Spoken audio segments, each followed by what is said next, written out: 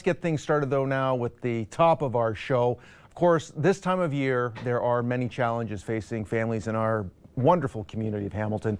And today, thanks to organizations like Neighbour to Neighbour programs, Hamiltonians experiencing poverty have a place to turn to for almost 40 years now. Welcoming to the studio, Mr. Barrington Hector, Executive Director of Neighbour to Neighbour. Nice to see you, my man. Thank you, Mike. Appreciate being here. Good to see you here. Merry Christmas. Yes, to you as happy well. Holidays and happy December. I hope you have a lot of those Merry Christmases and discussions with those clients that you have coming in who require your services. Yeah. Before we get to that, though, I want to talk about something we talked about off camera. Certainly. You're in this role as an executive director, seeing how homelessness and poverty is really affecting people. Yeah. You yourself, sir, I've just learned, used food banks at one point. Would you mind telling us that story, if you will? Yeah, I don't mind sharing that at all, Mike. And again, thanks for having us. You know, we're really happy to be here, Neighbour to Neighbour. You know, we're almost 40 years in. Remarkable. You know, we're celebrating 40 years next year. Yeah, so it's congratulations on that. And you've been there for two now. For two of the 40, right? Two of the 40. So no, it's great. Getting things going. Yeah, so certainly. So I mean, one of the things that brought me to this work and social work and community development work generally really is you know, the fact that I've got lived experience in this work, right?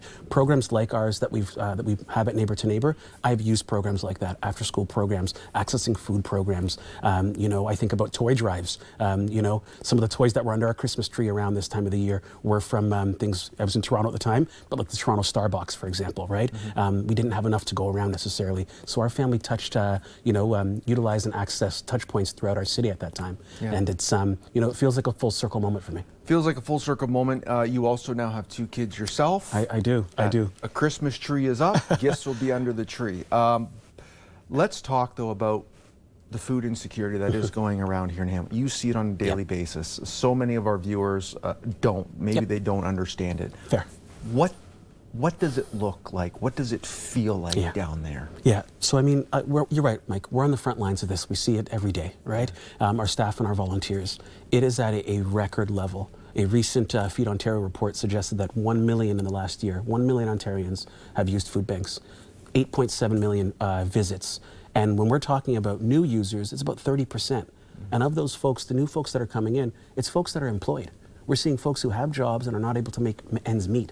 So before, a job used to be a protective factor against food insecurity. It's no longer the case, right? We're seeing seniors, we're seeing 33% families or children here in Hamilton. 33% of food bank users are children. This is problematic, right? 10% seniors. You know, when you start to really drill into the numbers, you start to get a more granular picture and a finer appreciation for those details. You work with the fine partners that we have throughout Hamilton, of course, whether it be Karen Randall, Kathy Han. What discussions do you have when you get to sit down around a round table and just kind of say, hey, what's going on? What are those conversations like? So I mean, after we finish banging our heads against the desks, you know, around sort of some of the repeat conversations we're having right across the board, it really is about system thinking and system change, right? So advocating at all levels of government. You know, Hamilton, the city of Hamilton has been a great partner as of late, and we continue to work with them and look forward to working with them, but we have to do this work at the provincial and federal levels as well. In terms of what we do at Neighbour to Neighbour, you know, really we have three pillars that we focus on. We focus on food access, so our food bank, our community meals, and our food access programs, our markets. We have our advocacy and resource office, which is really around things like our electricity support program, tax programs, things like that. It's about keeping money in folks' pockets, right? So they have more to spend on other things besides food.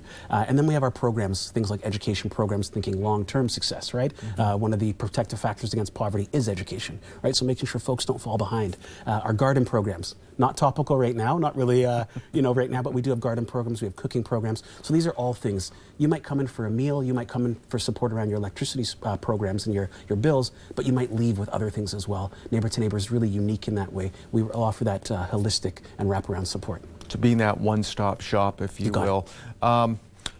When individuals come, and maybe it's their first time, what is there some tentativeness around the visit? Yeah. How do you walk them through? How do you welcome them in so there isn't that stigma? And you use the word stigma, right? Even in today's age, when it's 1 in 4 people right across Canada are using food banks, it's still, or pardon me, not 1 in 4, 1 in 10 in some areas. There's still stigma around this, right? Yeah. So everything we can do to remove any barriers, to have wayfinding be a bit easier when they come to Neighbour, we try to do that, right? We ground our work in respect, in dignity, and in community, really, right? There's a I never get that word right. Reciprocal? Reciprocity. Thanks, Mike. Which occurs at Neighbour, right? Our 2 centers really are community hubs for folks to come together. Whether you need supports, whether you want to give back your time or funds, whether you have a particular skill set you want to bring to the organization, whether you just want to have a community meal with your neighbors. It's about coming together as community for community-based solutions to these issues. You must stay pretty abreast of what's going on at the provincial and municipal and federal levels. When you hear of some of the spending that is going on at the higher 2 levels of government, and then you look around your warehouse, do you ever shake your head and go, we all need help too here. A lot could be fixed if you maybe started with this issue first and then looked at building your fancy highways or such. Do you ever have those discussions, and what are your thoughts around that? We do have those discussions, and I mean, the shaking my head, some of my hair is gone from that, right? But looks good though. Yeah, appreciate it. Right back at you. No, I mean, in all honesty, I know it's not a scarcity issue. Canada is a country with a lot of resource, with an abundance. I mean, and we know that things can happen when the will is there. We've seen this during the pandemic. We've seen, massive programs come out and sort of deal with the issues. In record time, too. In record time. This is it, right? So I refuse to believe that, there's not a possibility for us to do more. And that's what we continue to do, right? Whether it's during budget delegations, whether it's at City Hall, we continue to be that noisy wheel, if you will, so that, we get what we need for community to thrive, really. And of course, hopefully your partners are doing the same thing. And speaking of partners, you're always out looking for partnerships. We are. Donations, funding to be able to help out and give back. Talk to us how that process has been going over the last little while. That's thanks for the question. So our partners really, we rely on them day in, day out to do the work we do. We are looking to expand the kind of work we can do, whether that's getting corporate groups in or businesses in to come into our kitchen and sort of help with prep around some things, right? So we're really trying to be a little more dynamic about how we engage folks, right? And I think what's so nice about that and important, and we did something similar to Food for Kids. Yes. Is having companies go in so you can actually see what the inner workings are like. 100%. You have much more of an appreciation and more of an understanding is like, wow, what I'm doing is going to be helping out a school or this family. So it's important, I think, to get more businesses out to help you find folks. There is. Again, this goes back to the entire spectrum. It's going to take our entire society to deal with these issues, right? Including the private sector, right? Fundraising is always crucial for you as well. We're into this cold, bitter weather. It's only going to get colder, which means coldest night of the year is going to be coming up in 2026. Preparing for that too, I'm assuming. That's it. We're preparing for it. We had a very successful year last year.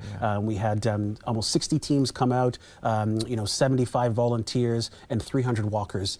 We walked along the concession and Mountain Brow areas, and really, this is a time for community to come together. It's a family fun event to come together and celebrate the fine work that Neighbour to Neighbour is doing. We are having a bigger goal this year than we've ever had, and we're looking for our community to come out and support. So please check us out at Neighbour to Neighbour, end2endcenter.com, and we'll be happy to get you folks connected with our Coldest Night of the Year campaign. Wonderful having those partnerships, and who knows where they might go after that. For people that want to come down, where are you located if they want to make a cash donation or if they want to drop off some goods? Beautiful. Thank you. So the easiest option is online, end2endcenter.com. That's the easiest option. In person, you can do that at 28 Athens Street. That's at Mohawk and Upper James. And then our second location is our Community Food Center, which is at Lime Ridge Road. And that's where our meal programs are and whatnot. But folks can drop food off at our 28 Athens location as well. Wonderful stuff.